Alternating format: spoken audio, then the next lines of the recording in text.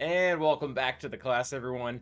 We are finally going to be getting back to our GACs. For those of you who are unaware, we used to record all the battles and all the strategies and everything that went with them, and then we post them in a very organized fashion. I've stopped doing that for the past couple months, but now we're going to finally be getting back to it. So it is the 5v5 season.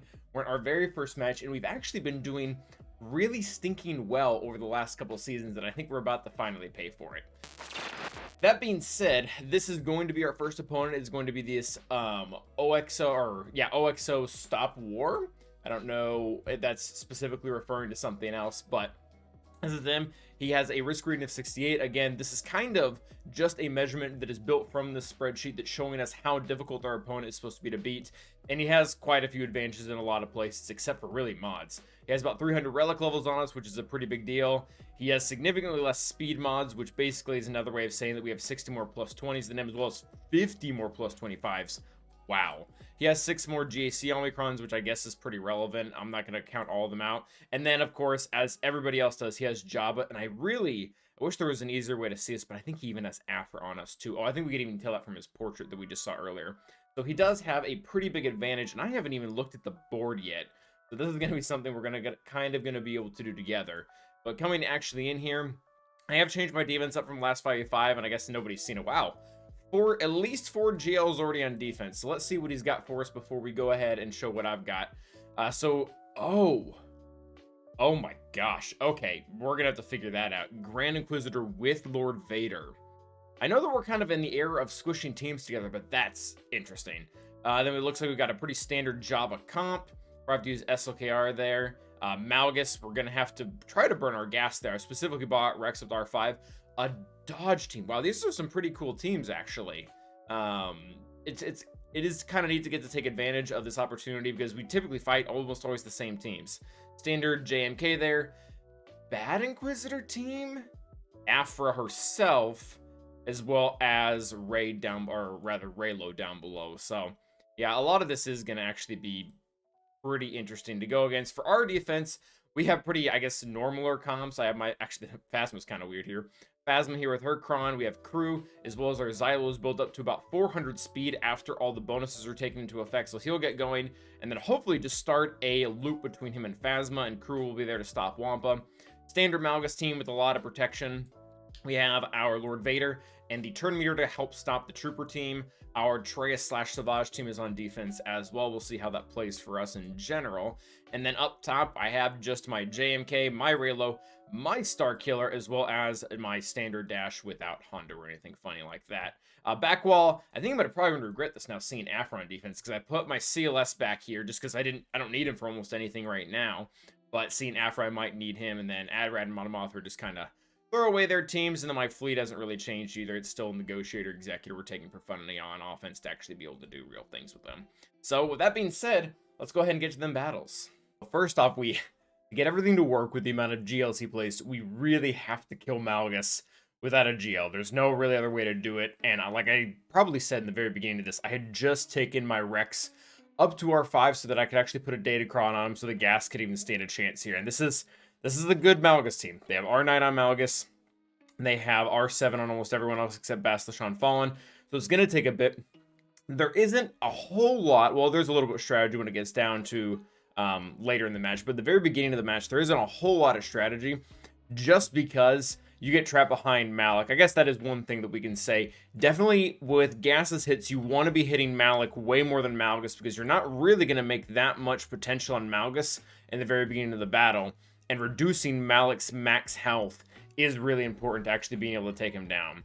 So unfortunately, they trigger Savior when like doubt and shock and all that is everywhere. And I won't lie right now, it's not looking great. We only have 2 characters still standing. And we're just trying to take them down. Especially one of the things that really hurts this is Bastila Fallen. Corrupted Battle Meditation just completely destroys a lot of our crit chance. That coupled with their crit avoidance, we're just not being able to make contact with her still being alive. So now it's just Gas versus the 3. And one of the really neat things that happens now is we're still getting enough turn meter. They haven't landed shock on us. And we keep at least once per turn critting Malgus. And pretty much what this ends up meaning is that he is unable to use his big hit on us because we're constantly increasing his cooldowns. Eventually, we do get the target out, and we're able to get Bastila Fallen, and then I specifically go out of my way to make contact with Malgus again to increase his cooldowns, because as long as his cooldowns are being increased, he doesn't have the damage to be able to beat us, and gas eventually just destroys him. Really hard counter to get down. You cannot be lacking in Datacrons, mods, or relics, but if you can meet all of them, it's a pretty decent one. So we go and take in our bounty hunters versus this team, and this is rough. They have the Grand Inquisitor Kron with Lord Vader and Maul. And because my Mando is so weak, he's R1, not only were we not able to take in a Datacron because of that, but on top of that, it really kind of messes with all of my turns here, because Maul is able to push my Mando into low health and then trigger my BAM within like 2 hits, which is not normal. So now we do have we situated this in a way that we do have our big kit here, and I really do want to go after Royal Guard just because he has an amount of healing that will make it really hard to kill anyone else on the team. So we just go after him. We can't target Maul and get like a kill that way or anything, so get rid of Royal Guard. R9, don't want to have to deal with him later, especially when this team has the tank revive. Bam, doing his job very well. We go ahead and get a hit on 9th because why not? Fennec has her taunt ignore, so we get rid of them all. So this isn't great. This isn't ideal, but at the same time, we're making a good amount of progress. Now we're able to kind of make up for things, almost get Grand Inquisitor down, get very stinking close. They get a pretty decent AoE in. Try to get some turn meter, but they have dots, so we don't really get it. And then they just have too many AoEs. And with the 2 many AoEs, they're able to kill our R1 whatchamacallit guy. And then from there, it's pretty much game, because once they get one of our characters dead, they get this damage immunity train essentially going. You can see they had it before, and now they have it again, where they're just constantly gaining damage immunity. And really, I mean, as soon as Fennec gated, this match was over. So not really a lot we could do. We did kill 2 pretty crucial units. So now, kind of what I'm thinking is, all right, we need to be careful with what we're setting ourselves up for here. I'm going to try to make sure at least I can clear the top wall, because the top has ships, it's worth more points. Let's go ahead and do that. So we go ahead and take in our Jedi team here versus their JMK team. Still really love this counter. JMK doesn't have a super great Datacron right now. I guess the Scoundrel anti-revive one is pretty good, even in this matchup, actually, because if they can eventually get a line of sight where Cat can just annihilate one of my other Jedi, Jolie can't bring them back. That being said, if everything runs how this counter is supposed to, though, Cat really isn't supposed to be able to even get that leap off by the time she's dead. So we're trying to move things out here. You will notice one thing. We're not doing it right now because this is turn. We're constantly trying to give Grandmaster Yoda more turns or call him in to assist more so that he gets his foresight from hitting a character above 50% health. That way, whenever JMK is, for whatever weird reason, is constantly prioritizing hitting GMY, we almost have a tank that's pretty much constantly gaining foresight. It's really nice how it works out for us. That being said, we get our ult. Cat's dead. There's not a lot they can do. I slightly misplayed here. I swapped turns to Giant Luke. I shouldn't have. I should have marked someone. And the reason why is because I wanted to switch to Giant Luke because I was like, oh, I'll stun them. And then I realized that JMK was prime for his ult, which is really the only way this team has, or the only way that JMK can cleanse the rest of his team. So didn't put that quite in the right order, but our Giant Luke does end up getting the big stun off. And again, like this was match over. The second Cat died in all reality. So the rest of this is just some form of cleanup. Our JML does a pretty good hit there. We don't have the best Datacron for what it's worth in this match. I think we only had a 9% protection. Similar to my Mando being R1 for my Bounty Hunter team, my Jedi Knight Revan is only R3 for this team. So I'm very limited on how good of even if I have a good Datacron, I'm still limited by, being able to put a good one on because I can only get the first 2 stat bonuses. Next up is handling Reylo. And this one, we've talked about this a little bit. In 3v3, it's really shot. But in 5v5, you can put in enough tanks, both armor and watt, and you can have a real shot here. I do think we misplayed this in the very beginning for what it's worth. We really should have linked JTR and Swolo. Swolo, I think you kind of have to do, and you'll see why in a second here. He's able to ignore taunt, hit below protection, and hit really hard. I guess this is kind of a spoiler given away later, but if we didn't link him and he was able to crit, he would have killed our armor. He's not able to do that right out the gate because of how, because we did link him and kept that from happening. But you can see the amount of damage that he's doing right now, and it's really not good. That being said, we linked him and things are going okay. I would have rather done JTR just because JTR is taking way more turns here. For anyone wondering why I'm using Chrysanthemum, I needed another dark side tank that didn't have anywhere else to go, and he very awkwardly enough fit the bill. So we got 3 stacks of Beskar onto RC. That is not really necessary. If you have a chance to do 2, take the 2. It just happened to work out that they were doing enough damage to us that they pushed armor into the 3rd one, and then she died immediately afterwards. So everything's still going well for the most part here. C is going to get to his ult.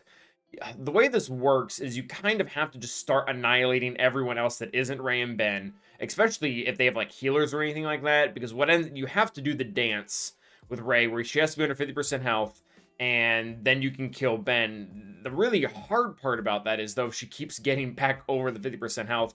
You have to keep waiting on your ultimate, and then all of a sudden the ultimate doesn't matter anymore. Also, look at Chrysanthemum just flat out took the ult with us there and really helped budget that damage a lot. So now what I'm trying to do is I'm not going to use the ult quite yet. I need Rey to go under her 50%, and then we can use our big shock and then perma-kill Ben, and he'll just be gone. So everything lines up.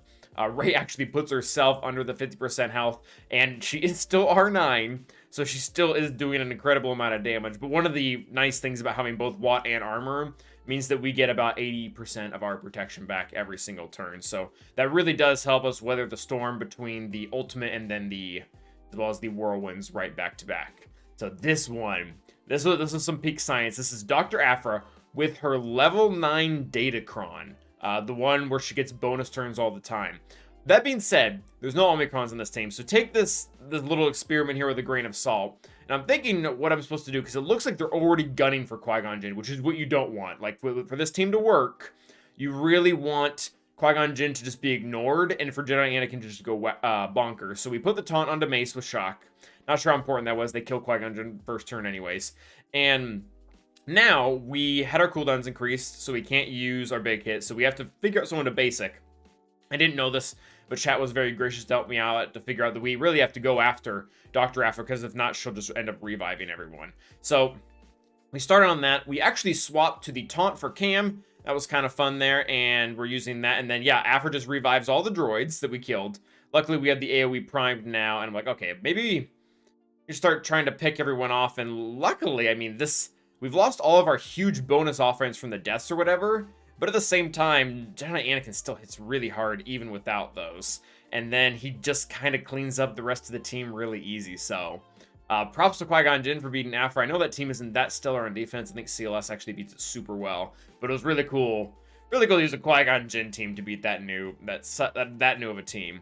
So we have to beat this Inquisitor team. This Inquisitor team is honestly pretty garbage. Our opponent went for a high risk, high reward strategy, being that the high reward was that we just wouldn't get through his Lord Vader and Grand Inquisitor team, and then the high risk being is if we do, then his other Inquisitor team is just hot garbage. Which I mean, I don't think they got a turn. I guess they had the tank revive, but that really didn't do anything for them at all. So that worked out great for me. Really would think my opponent with as large as roster he has would probably be able to put something a little bit better down than that, but I guess we won't throw shade too much in that direction. We do have to beat his Jabba, and as you can see from the relic levels, this Jabba is really good. They have their ultimate, they have the R9. This was kind of weird. I didn't intend for my food to go first there, but he did, and I'm like, okay, that's actually kind of cool, because now I can cycle through all my specials pretty much twice.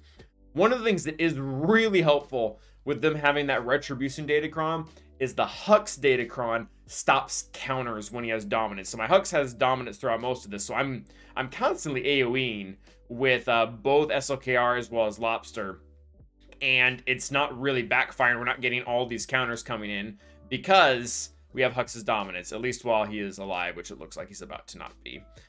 So again, still able to AoE everyone for fun, getting a lot of our ultimate charge back while we're still in ultimate, which is good. It is really important that we kill Boosh that early on, though. Without doing that, they actually might have enough damage to kill us as soon as we come out of ults. I've had it happen once in Territory Wars, and it really wasn't pretty, because this team is a good timeout team, but at the end of the day, it's not low on DPS either. So we're able to loop back into our ult, Siphon, Chrysanthemum, and really once Scando's dead here, they now lack the amount of offense that they need to actually be able to kill SLKR at any rate.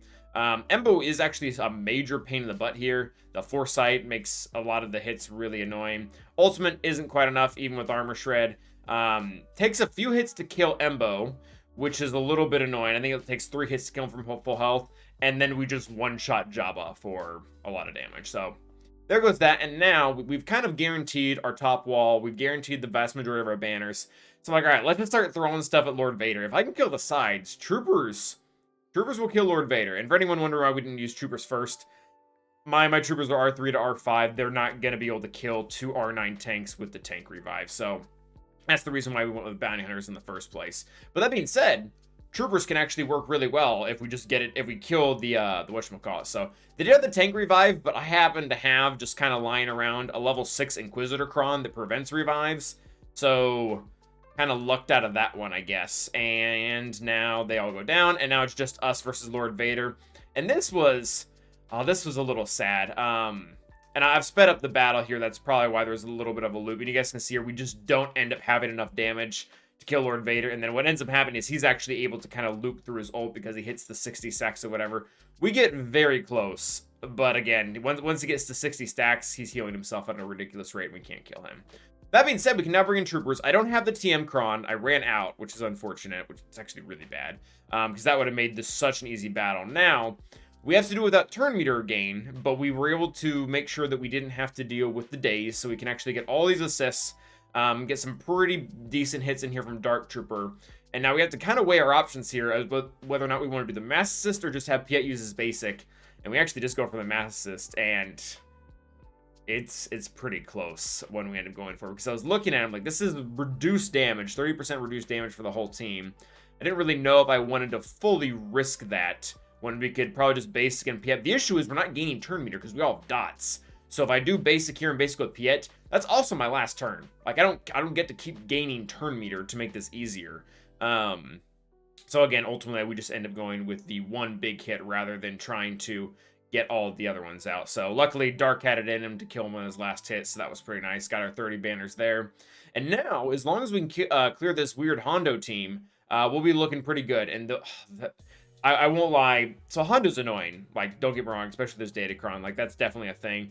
But the ability block and Daze combo here is so annoying. So the Grievous team loves to gain turn meter, like out the wazoo. It's very important. But they daze everyone, which isn't that big of a deal, because Magna has, like, multiple cleanses. The issue is, because he's dazed, he can't counterattack and cleanse things. And because he's ability blocked, he can't even use his cleanse when he gets his turn. And then in between all that, he gets captive. So that whole, again, ability block daze chain that happened in the very beginning completely slowed down my team and let Hondo ramp up really quickly with really no repercussions. So now we're in really big trouble. I do want to, at a minimum, kill old Ben. I know that he gives buffs to the rest of his team, but without him there, at least if we have to clean this up, we can do it without a lead. And yeah, now Hondo is super ramped up, and I'm like, all right, I guess we're just, at this point, we're really just going for kills. Like, we're not actually going to be able to do a whole lot here. So go ahead and get a big hit on Nest, steal all of her max health. Not all of it, but part of it, because she was debuffed. We still have a few more guys to go here for us to get our bonus turns. The only issue is they kill 2 of them at the same time, so we lose one of our bonus turns. And then, of course, they have the tank revive, so that's super annoying.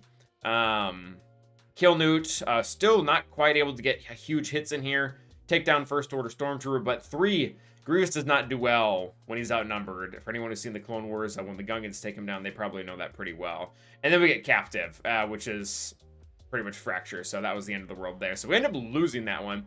And we need to, I want to kill the sides, and I'm really out of ideas / out of teams right now. I know Wampa won't work because we'll get Captive and then just destroyed. But I'm like, all right, so let's bring in our backup Bounty Hunter team, see how they do here.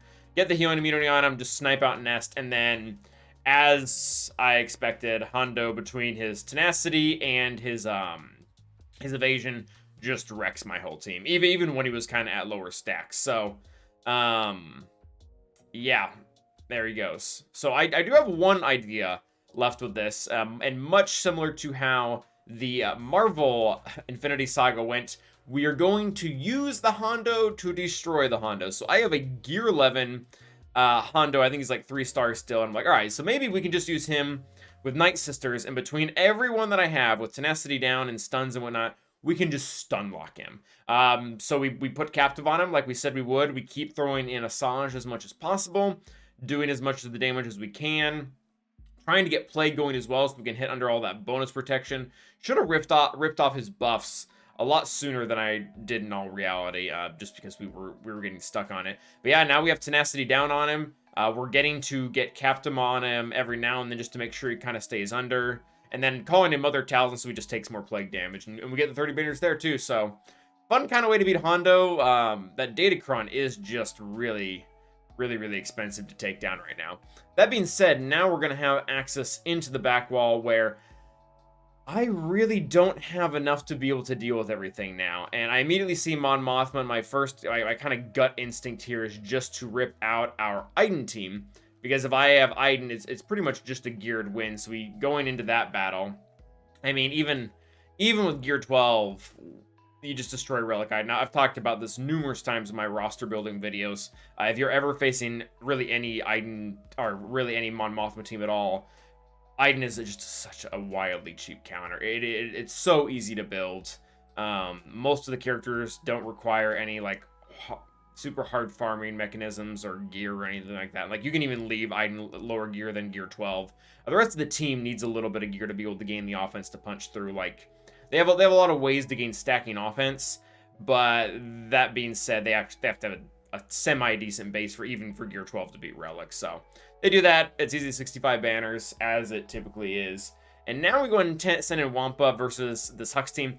I didn't expect this to work. There's too many things on this enemy team going for them. They have the Phasmocron to loop. They have Hux to stop turn meter encounters.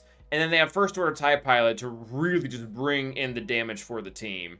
And even with my dot protection up buff, I mean, they just chewed right through me. It just did so much damage. So we're not going to be able to beat that team. And we didn't even attempt the Adarad team. Just with all the amount of cleanups we had to do on the front wall, and I guess my more limited roster, we weren't able to attempt ground anymore. So we did get the 2 front zones, which is really important for my strategy, because how my strategy works is essentially, if I can get through your front 2, then I win, because I set so much on my front 2. I don't really care if they get stuck on my back or something like that, because it's going to be really hard to get through the front. And people do get through the front, but most of the time, if they do, their defense wasn't that solid either, and we probably outbannered them. So we're doing our Profundity versus Executor, pretty straightforward battle. The only thing that I think is really important that I've noticed with this triple attacker lineup is they very consistently have my Millennium Falcon stunned, even after we kill their Xanadu Blood by IG-2000.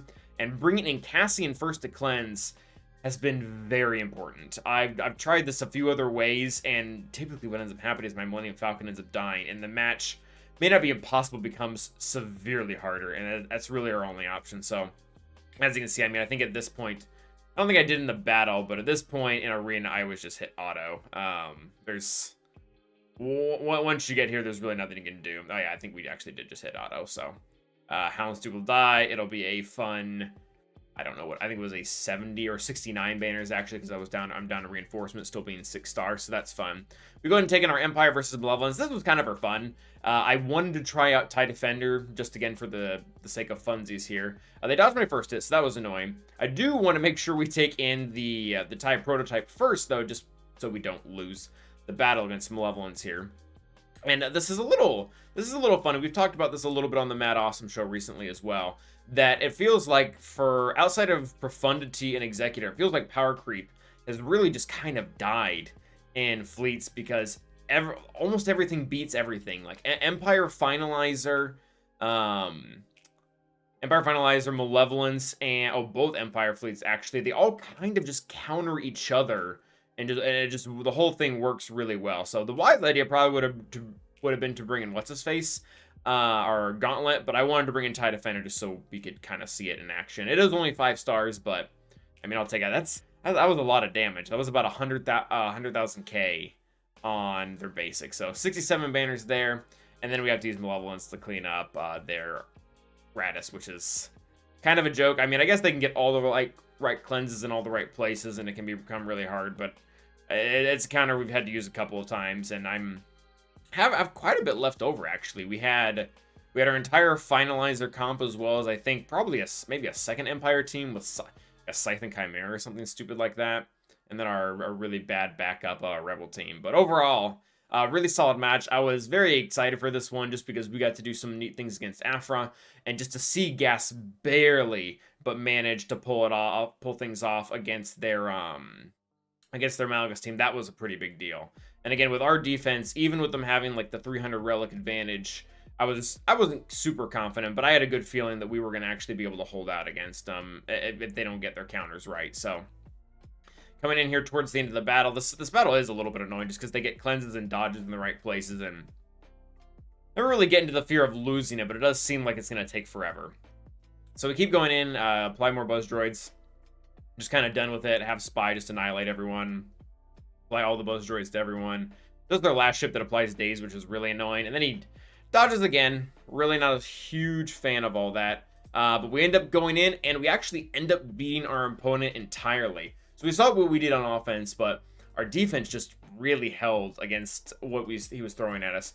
Dash took 2 turns, and Rey took 2 turns. I was not online. I have no idea what he used. Fleets were both one shot, and then down below, I'm very curious as to what was used here. I'm almost thinking that he might have used troopers with the 20% turn meter cron.